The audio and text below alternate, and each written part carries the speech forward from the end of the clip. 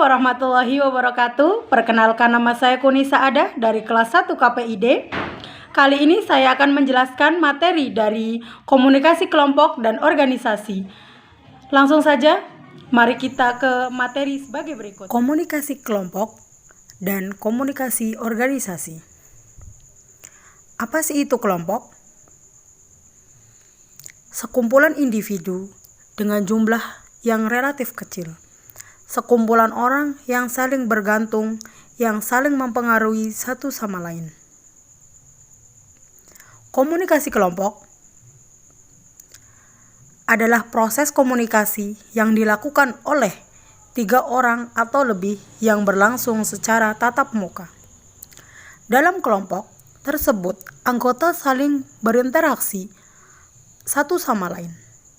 Adalah komunikasi yang berlangsung antara beberapa orang dalam satu kelompok kecil, seperti dalam rapat dan pertemuan, konferensi, dan lain sebagainya.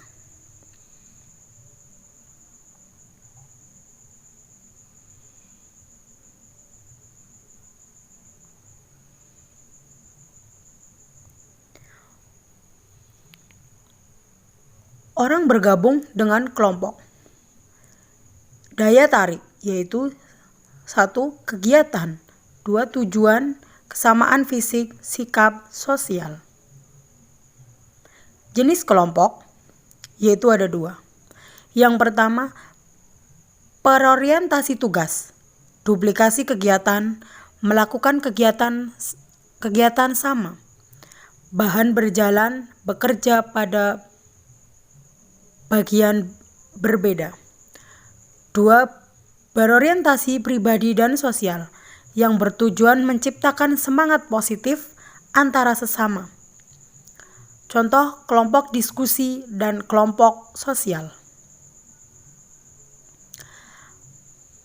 Pengembangan kelompok yaitu ada fase awal, fase kedua, fase ketiga, dan fase keempat.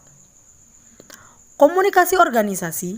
Secara sederhana, komunikasi organisasi merupakan pengiriman dan penerimaan pesan dalam organisasi. Komunikasi memungkinkan terjadinya koordinasi kegiatan yang dilakukan oleh sejumlah orang. Diibaratkan darah dalam tubuh. Aktivitas komunikasi mengantar perintah dari atasan ke bawahan. Fungsi organisasi yaitu informatif, regulatif, persuasif, dan interaktif. Fungsi yang pertama yaitu fungsi informatif. Apa sih yaitu fungsi informatif? Yaitu orang-orang dalam tataran manajemen membutuhkan informasi untuk membuat suatu kebijakan organisasi ataupun guna mengatasi konflik yang terjadi di dalam organisasi. Karyawan bawahan membutuhkan informasi tentang jaminan keamanan, sosial dan kesehatan, cuti, dan lain sebagainya.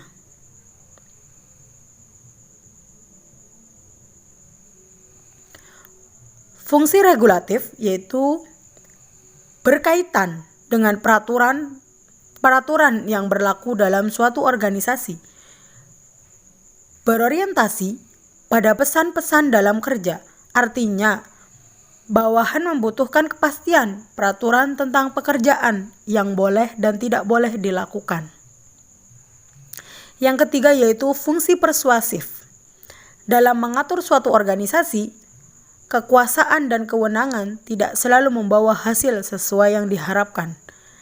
Banyak pemimpin lebih suka untuk mempersuasi bawahannya daripada memberi perintah. Sebab pekerjaan yang dilakukan secara sukarela atau menghasilkan kepedulian yang lebih besar dibandingkan kalau kepemimpinan sering memperingatkan kekuasaan dan kewenangan. Yang keempat yaitu fungsi interaktif, berusaha untuk menyatukan karyawan agar dalam menjalankan tugasnya dapat berjalan dengan baik. Pelaksanakan aktivitas ini akan menambah keinginan untuk berpartisipasi lebih besar dalam diri karyawan terhadap organisasi. Ya, terima kasih. Mungkin hanya ini yang dapat saya sampaikan. Saya mohon maaf sebesar-besarnya jika banyak kesalahan dalam video kali ini. Wassalamualaikum warahmatullahi wabarakatuh.